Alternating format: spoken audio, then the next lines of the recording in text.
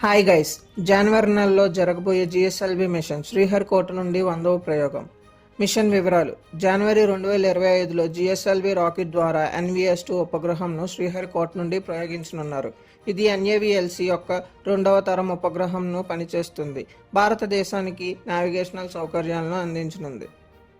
ఇది శ్రీహరికోట నుండి ఇస్రో చేపట్టే 100వ ప్రయోగం. భారత అంతరిక్ష పరిశోధనలో ఇది మైలురాయి. భారత సాంకేతిక సామర్థ్యాలను ప్రపంచానికి చాటి చెబుతుంది.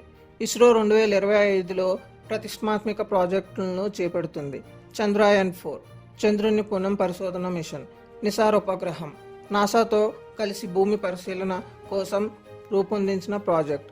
గగనయాన్ భారతదేశపు మొదటి మానవ సాహిత అంతరిక్ష ప్రయాణం. NAVLC అనేది భారతదేశం అభివృద్ధి చేసిన స్వదేశీ నావిగేషనల్ వ్యవస్థ.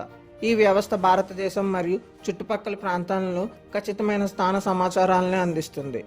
2వ తరం ఉపగ్రహాలతో NAVLC వ్యవస్థ మరింత మెరుగైన వివిధ రంగాలలో మరింత ఉపయోగకరంగా ఉంటుంది.